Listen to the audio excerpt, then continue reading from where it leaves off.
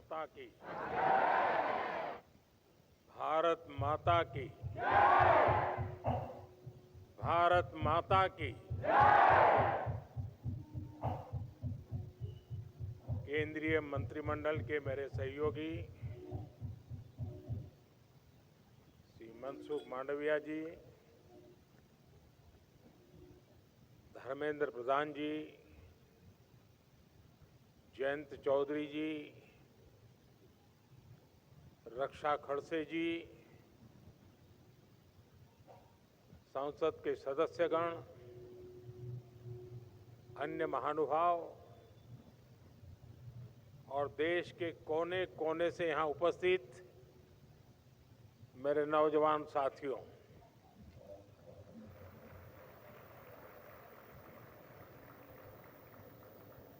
भारत की युवा शक्ति की ऊर्जा से आज ये भारत मंडपम भी ऊर्जा से भर गया है, ऊर्जावान हो गया है।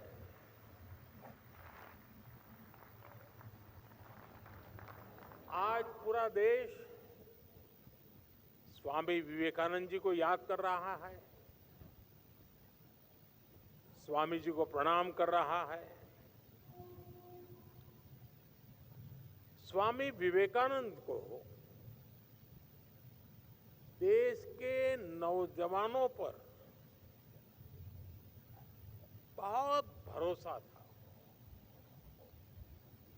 स्वामी जी कहते थे, मेरा विश्वास युवा पीढ़ी में है, नई पीढ़ी में है।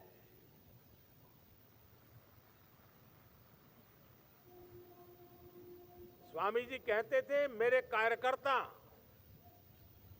नौजवान पीढ़ी से आएंगे, सिंहों की भांति वे हर समस्या का समाधान निकालेंगे। और जैसे विवेकानंद जी का आप पर भरोसा था, मेरा विवेकानंद जी पर भरोसा है।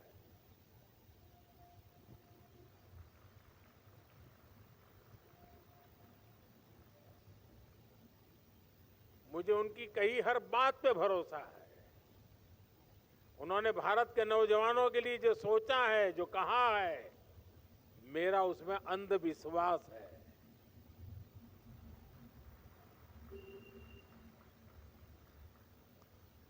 वाकई आज अगर स्वामी विवेकानंद जी सशरीर हमारे बीच होते तो 21वीं सदी के युवा की इस जागृत शक्ति को देखकर, आपके सक्रिय प्रयासों को देखकर वो भारत में एक नया विश्वास भर देते, नई ऊर्जा भर देते और नए सपनों के बीज बो देते।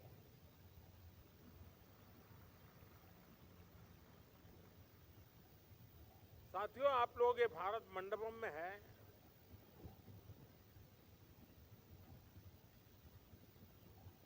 समय का चक्र देखिए, इसी भारत मंडपम में दुनिया के दिग्गज इकट्ठे हुए थे।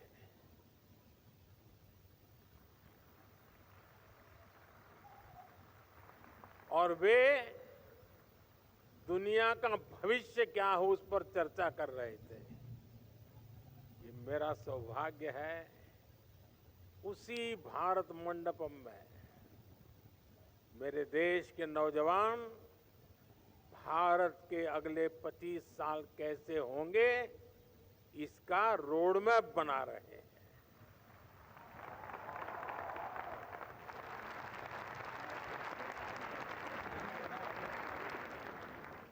साथियों, कुछ महीने पहले मैं अपने निवास पर कुछ युवा खिलाड़ियों से मिला था। और मैं उनसे गप्पे सप्पे कर रहा था, बातें कर रहा था, तो एक खिलाड़ी ने खड़े होकर के कहा कि मोदी जी, दुनिया के लिए आप भले प्रधानमंत्री होंगे, पीएम होंगे, लेकिन हमारे लिए तो पीएम का मतलब है परम मित्र।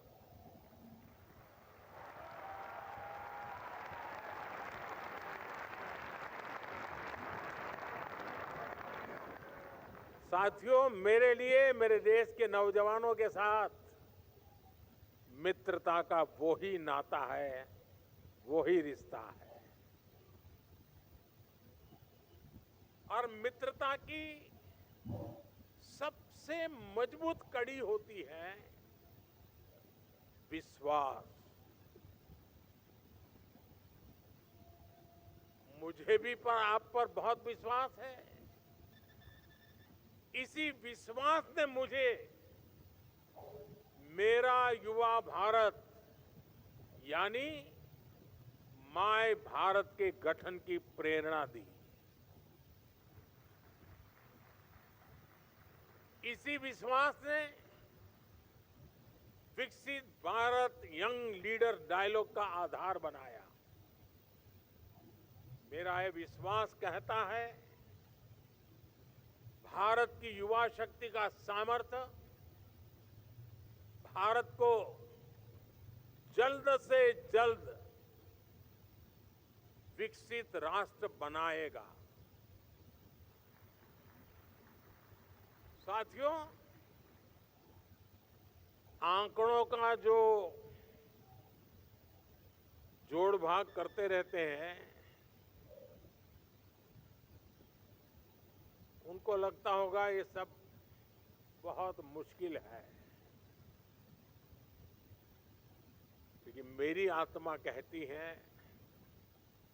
आप सबके भरोसे से कहती है कि लक्ष्य बड़ा जरूर है, लेकिन असंभव नहीं है।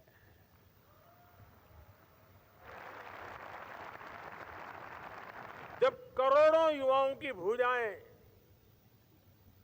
विकास रथ के पहिए को आगे बढ़ा रही है, तो हम जरूर लक्ष्य पर पहुंचकर रहेंगे। साथियों, कहते हैं इतिहास हमें भी सीख देता है, हमें प्रेरणा भी देता है। दुनिया में ऐसे अनेक उदाहरण हैं जब किसी देश ने, किसी समुदाय ने, समूह ने बड़े सपने, बड़े संकल्पों के साथ एक दिशा में चलना शुरू किया, मिलजुल करके चलना शुरू किया और कभी भी लक्ष्य को भूले बिना चलते रहना तय किया। और इतिहास गवाह है कि वो सपनों को सिद्ध कर करके ही रहे, उन्होंने हासिल करके दिखाया।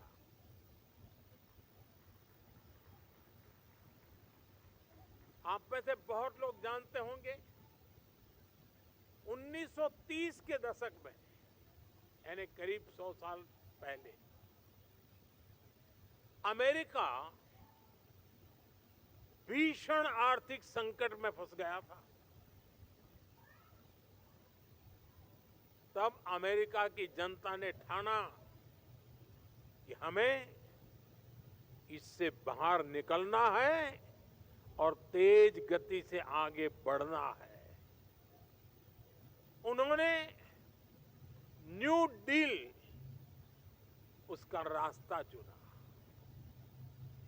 और अमेरिका न सिर्फ उस संकट से निकला,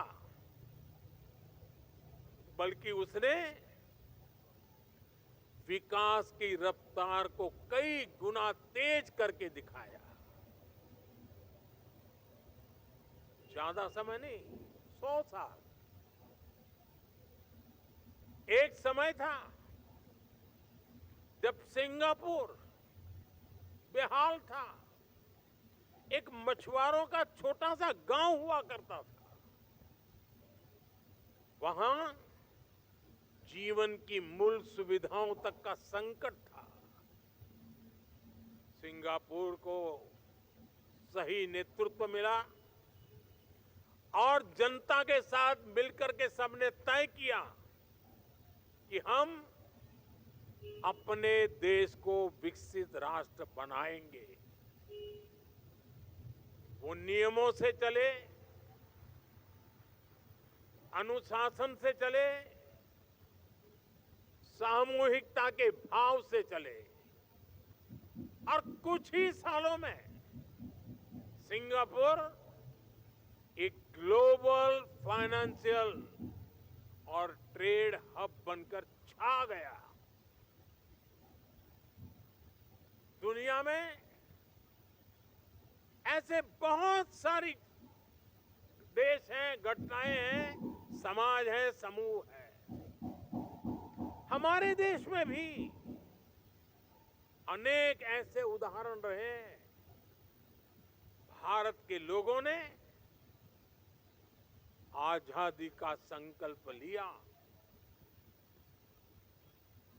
अंग्रेज सल्तनत की ताकत क्या नहीं थी,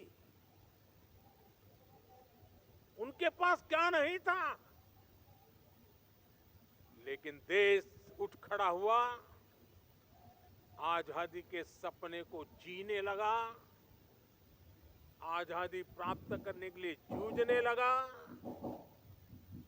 जीवन आहुत करने के लिए निकल पड़ा और भारत के लोगों ने आजादी हासिल करके दिखाई।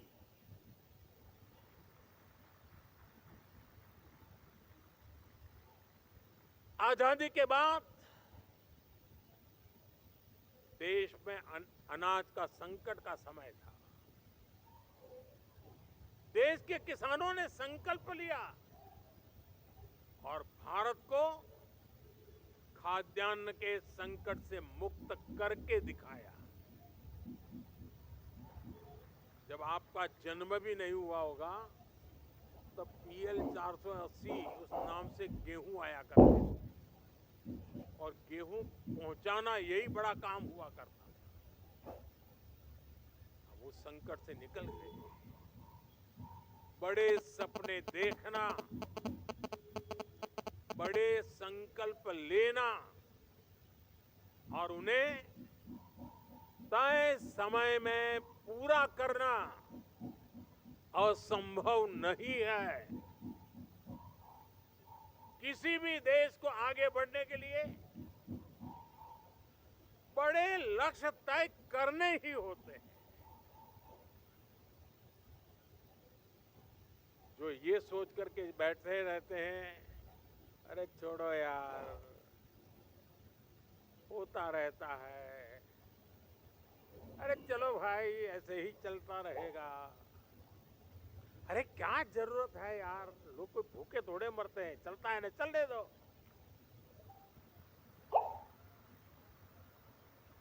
अरे कुछ बदलने की क्या जरूरत है, काहे को सर खपाते हो यार। जो लोग इस भावना में दिखते हैं ना, वो चलते फिरते हैं लेकिन मरी हुई लाश से ज्यादा कुछ नहीं होते हैं।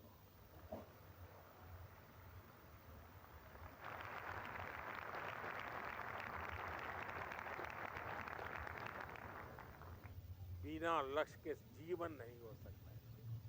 कभी कभी तो मुझे लगता है अगर जीवन की कोई जड़ी बूटी होती है तो लक्ष्य होता है, जो जीवन जीने की ताकत भी देता है।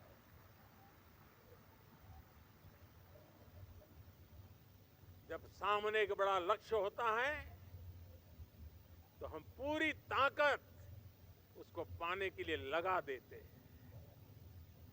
और आज का भारत यही कर रहा है।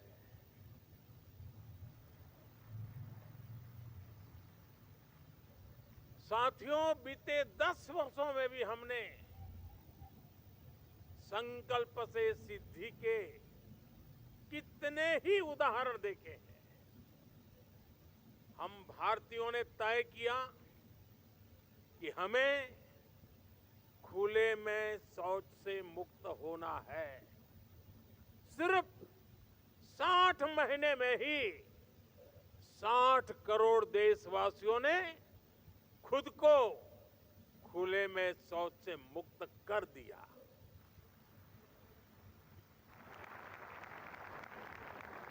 भारत ने हर परिवार को बैंक अकाउंट से जोड़ने का लक्ष्य रखा। आज भारत का करीब करीब हर परिवार बैंकिंग सेवा से जुड़ चुका है। भारत ने गरीब महिलाओं की रसोई को धुएं से मुक्त करने का संकल्प लिया। हमने 10 करोड़ से अधिक गैस कनेक्शन देकर इस संकल्प को भी सिद्ध किया। आज कितने ही सेक्टर्स में भारत अपने लक्ष्यों को तय समय से भी पहले हासिल करके दिखा रहा है। आपको कोरोना का समय याद होगा। दुनिया वैक्सीन के लिए परेशान थी। कहा जा रहा था कि कोरोना की वैक्सीन बनाने में बरसों लग जाएंगे, लेकिन भारत के वैज्ञानिकों ने समय से पहले वैक्सीन बनाकर दिखा दी। कुछ लोग कहते थे भारत में सबको कोरोना वैक्सीन लगने में पता नहीं 3 साल, 4 साल, 5 साल लग जाएंगे, लेकिन हमने दुनिया का सबसे बड़ा वैक्सीनेशन अभियान चलाया और रिकॉर्ड समय में सबको वैक्सीन लगाकर दिखा दिया। आज दुनिया भी भारत की ये गति देख रहा है। हमने ग्रीन एनर्जी को लेकर G20 में एक बड़ा कमिटमेंट किया था। भारत दुनिया का पहला ऐसा देश बना जिसने पेरिस कमिटमेंट को पूरा किया, और वो भी तय समय से कितने साल पहले? 9 साल पहले।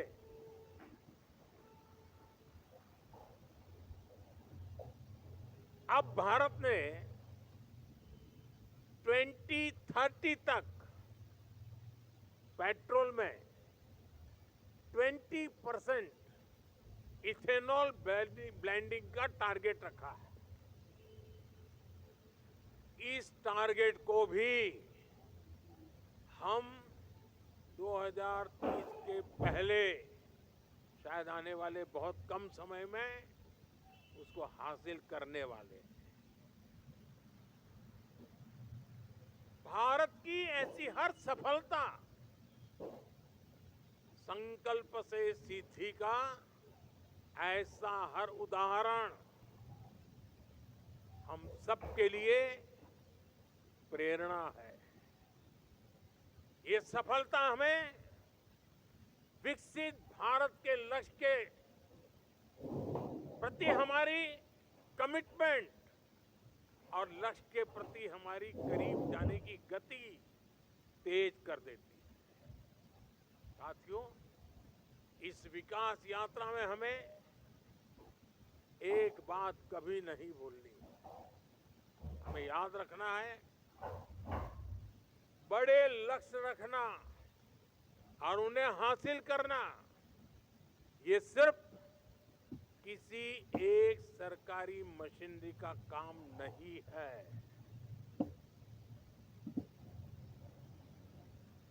बड़े लक्ष्य की प्राप्ति के लिए राष्ट्र के हर नागरिक का जुटना बहुत जरूरी है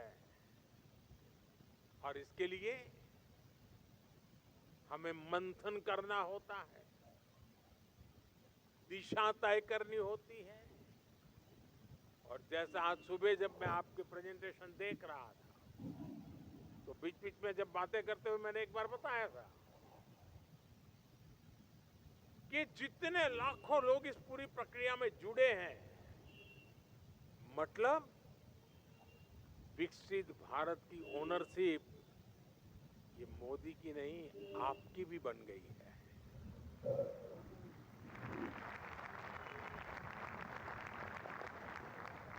विकसित भारत यंग लीडर्स डायलॉग मंथन की इस प्रक्रिया का ही एक उत्तम उदाहरण है। ये ऐसा प्रयास है जिसे आप नौजवानों ने नेतृत्व दिया है। जिन युवाओं ने क्विज कंपटीशन में हिस्सा लिया, जिन्होंने ऐसे कंपटीशन में हिस्सा लिया, जो अभी इस कार्यक्रम से जुड़े हैं, आप सभी ने एक ओनरशिप ली, विकसित भारत के लक्ष्य की ओनरशिप। इसकी झलक उस ऐसे बुक में भी दिखती है जिसे अभी यहां लॉन्च किया गया है। इसकी झलक अभी मैंने जो 10 प्रेजेंटेशन देखे उसमें भी नजर आती है। ये प्रेजेंटेशन वाकई अद्भुत है।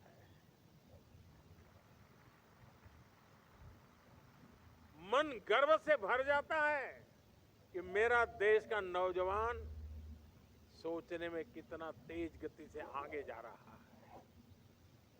इससे पता चलता है कि देश के समक्ष मौजूद चुनौतियों को समझने का आपका दायरा कितना व्यापक है।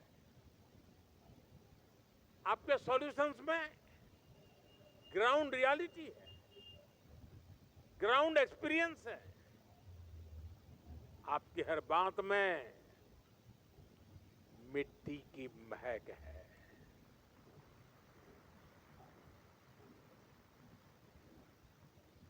भारत के युवा एसी के बंद कमरों में बैठकर नहीं सोच रहे। भारत के युवा की सोच का विस्तार आसमान से भी ऊंचा है।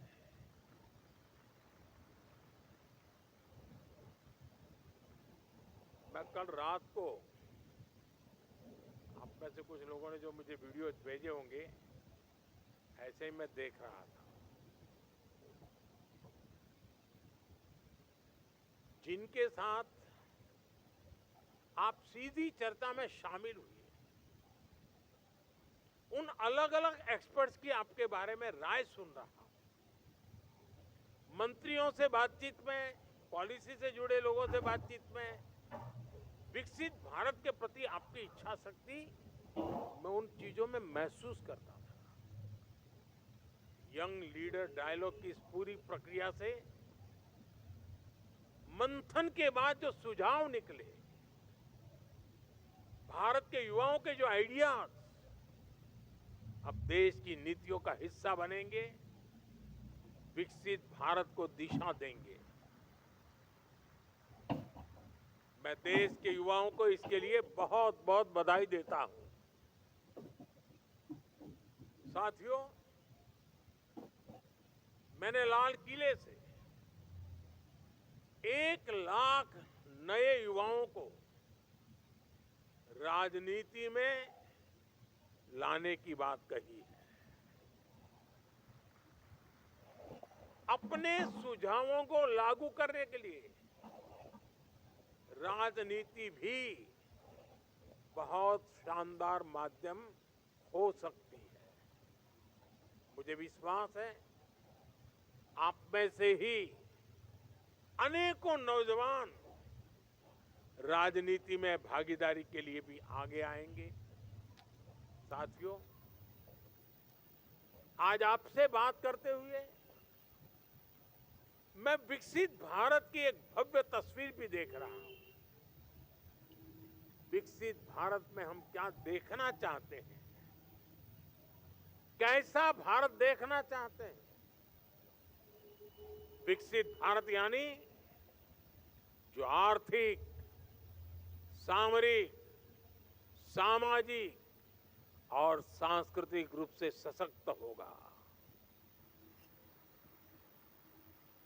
जहां इकोनॉमी भी बुलंद होगी और इकोलॉजी भी समृद्ध होगी, जहां अच्छी पढ़ाई, अच्छी कमाई के ज्यादा से ज्यादा अवसर होंगे, जहां दुनिया की सबसे बड़ी युवा स्किल्ड मैन पावर होगी, जहां युवाओं के पास अपने सपने पूरा करने के लिए खुला आसमान होगा। लेकिन साथियों, क्या हम सिर्फ बोलने से ही विकसित हो जाएंगे? क्या लगता है? वरना शुरू कर देंगे घर जाके माला, विकसित भारत, विकसित भारत, विकसित भारत है? जब हमारे हर फैसले की कसौटी एक ही होगी, हर फैसले की कसौटी क्या? विकसित भारत। जब हमारे हर कदम की दिशा एक ही होगी, क्या? क्या? जब हमारी नीति की भावना एक ही होगी, क्या? तो दुनिया की कोई भी शक्ति हमें विकसित होने से नहीं रोक पाएगी। हर देश के इतिहास में एक समय आता है जब वो क्वांटम जंप ले सकता है। भारत के लिए ये मौका अभी है। और मैंने बहुत पहले लाल किले से मेरे दिल की एक आवाज निकली थी और मैंने कहा था, यही समय है, सही समय है।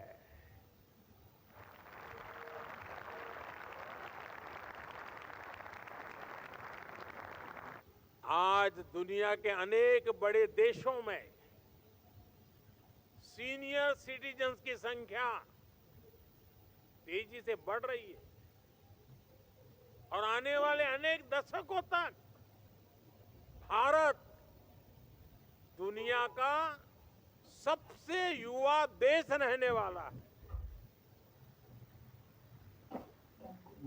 बड़ी बड़ी एजेंसियां कह रही हैं कि भारत की जीडीपी में बड़ी बढ़ोतरी युवा शक्ति ही सुनिश्चित करेगा। इसी युवा शक्ति पर देश के महान मनीषियों ने इतना अगाध विश्वास किया है।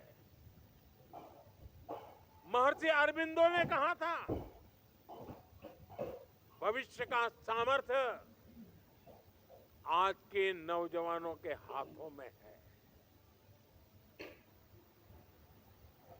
गुरुदेव टैगोर ने कहा था, युवा शक्ति जरूर सपने देखे और उन्हें पूरा करने के लिए जीवन खपा दे।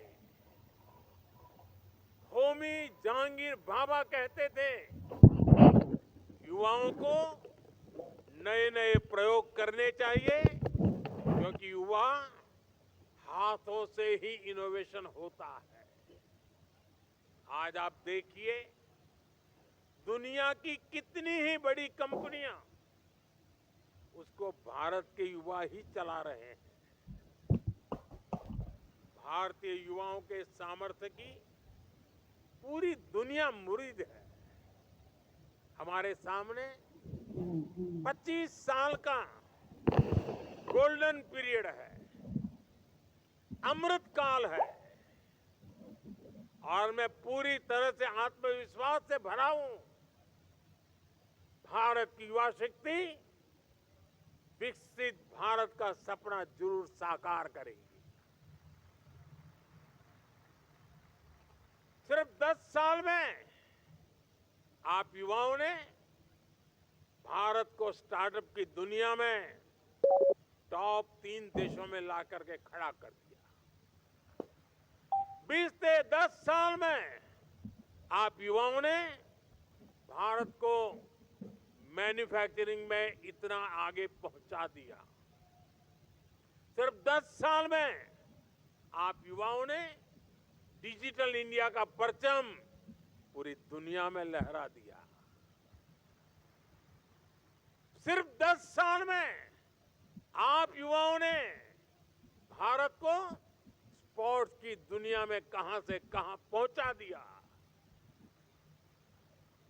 मेरे भारत का युवा जब हर असंभव को संभव कर रहा है तो विकसित भारत भी जरूर संभव कर दिखाएगा। साथियों, हमारी सरकार भी आज के युवाओं का सामर्थ्य बढ़ाने के लिए पूरी शक्ति से जुटी है। आज भारत में हर सप्ताह एक नई यूनिवर्सिटी बन रही है।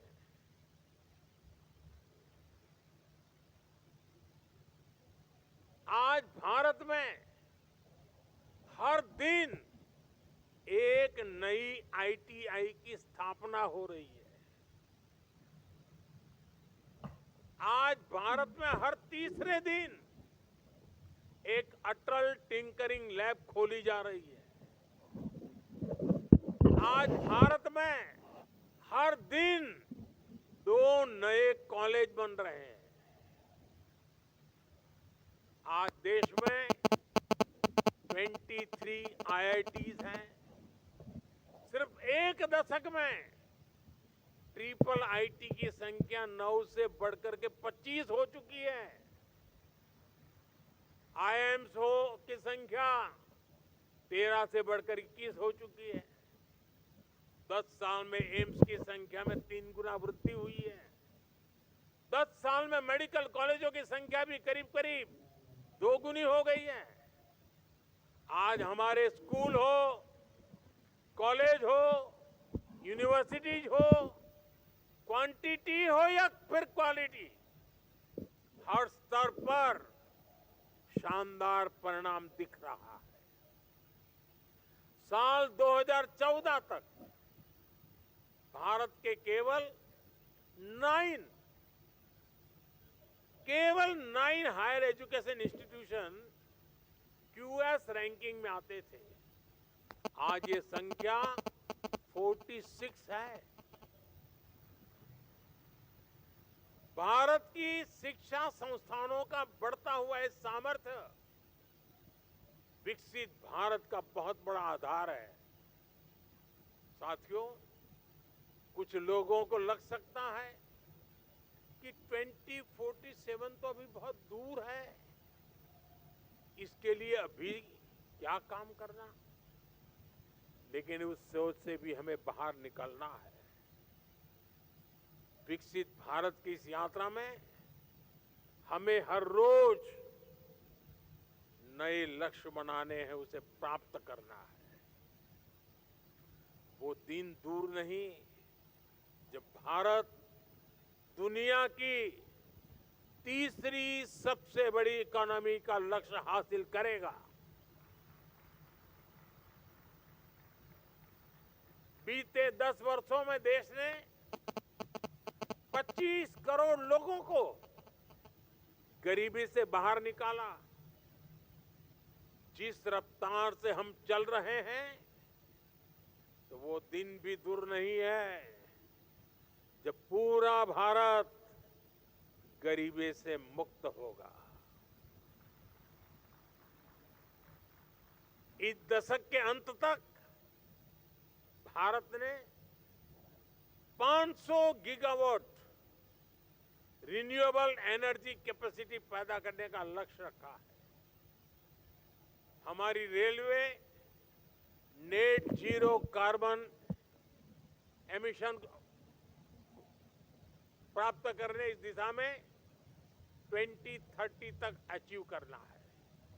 साथियों, हमारे सामने एक बहुत बड़ा लक्ष्य अगले दशक में ओलंपिक्स के आयोजन का भी है। इसके लिए देश जी जान से जुटा हुआ है। स्पेस पावर के रूप में भी भारत अपने कदम तेजी से आगे बढ़ा रहा है। हमें 2035 तक स्पेस में अपना स्टेशन स्थापित करना है। दुनिया ने चंद्रयान की सफलता देखी, अब गगनयान की तैयारी जोरों पर है। लेकिन हमें उससे भी आगे का सोचना है। हमें अपने चंद्रयान पर सवार करके किसी भारतीय को चांद पर लैंड करवाना है। ऐसे अनेक लक्ष्यों को पाते हुए ही हम 2047 तक विकसित भारत का लक्ष्य हासिल कर पाएंगे। साथियों, जब हम बढ़ती हुई इकोनॉमी के आंकड़े की बात करते हैं तो कुछ लोग सोचते हैं इससे हमारे जीवन पर क्या प्रभाव पड़ेगा। सच्चाई ये है कि जब इकोनॉमी बढ़ती है तो जीवन के हर स्तर पर उसका सकारात्मक प्रभाव पड़ता है।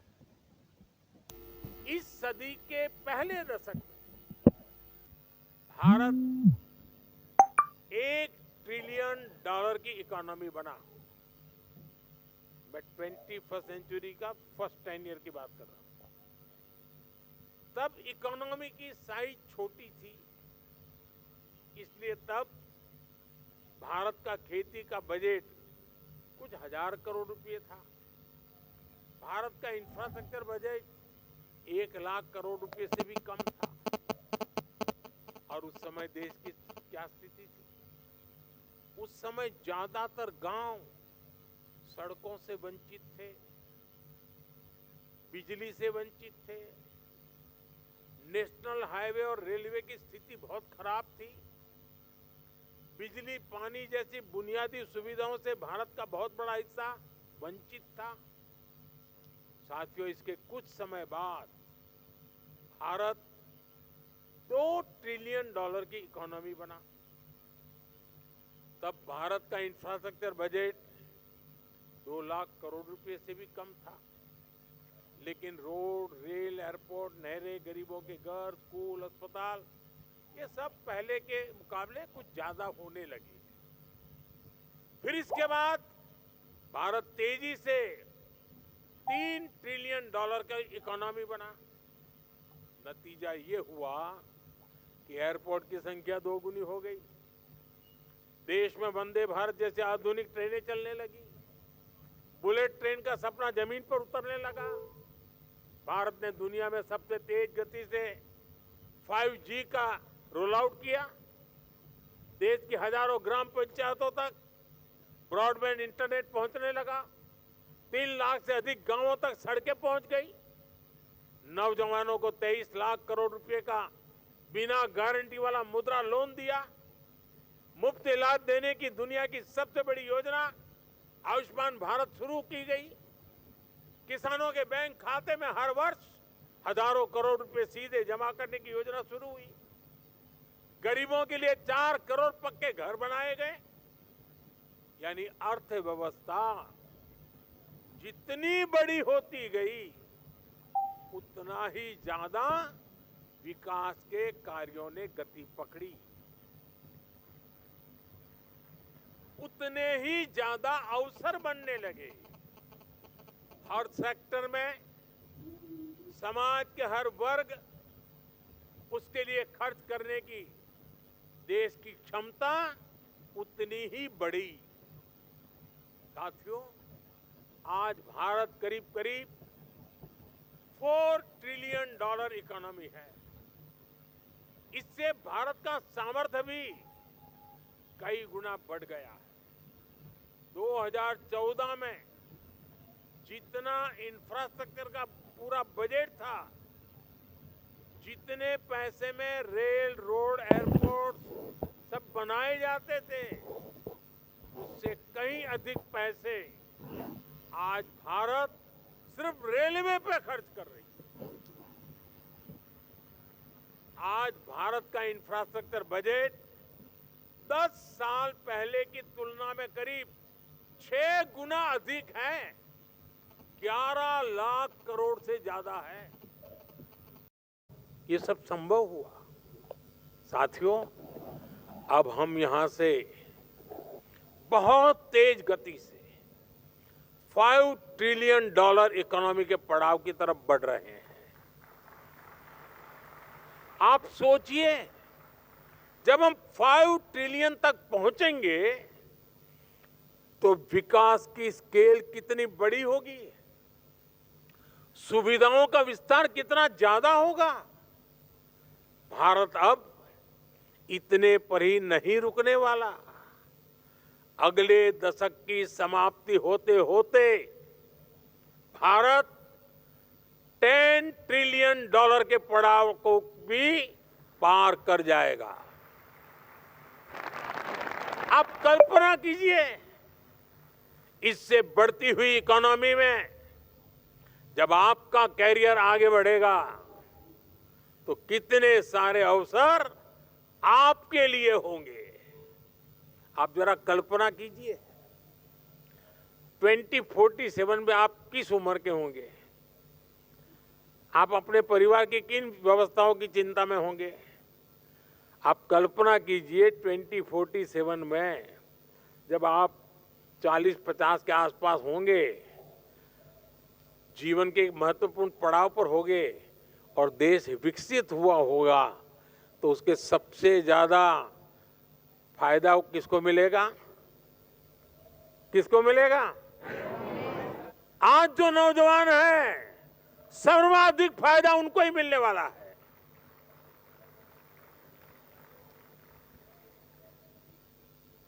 और इसलिए मैं आज आपको पूरे विश्वास से कह रहा हूं, आपकी पीढ़ी न सिर्फ देश के इतिहास का सबसे बड़ा परिवर्तन करेगी, बल्कि उस परिवर्तन की सबसे बड़ी लाभार्थी भी होगी।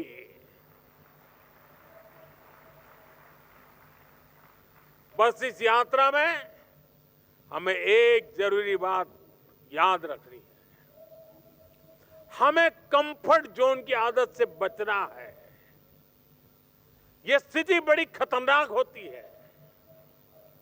आगे बढ़ने के लिए कंफर्ट जोन से बाहर आकर रिस्क उठाना जरूरी है। इस यंग लीडर्स डायलॉग में भी युवा अपने कंफर्ट जोन से बाहर निकले, तभी यहां पर भी पहुंचे। यही जीवन मंत्र आपको सफलता की नई ऊंचाई पर ले जाएगा। साथियों, भारत के भविष्य का रोड मैप तय करने में आज का ये आयोजन विकसित भारत यंग लीडर्स डायलॉग बहुत बड़ी भूमिका निभाएगा। जिस ऊर्जा, जिस उत्साह, जिस लगन के साथ आपने इस संकल्प को अपनाया है, वो वाकई अद्भुत है।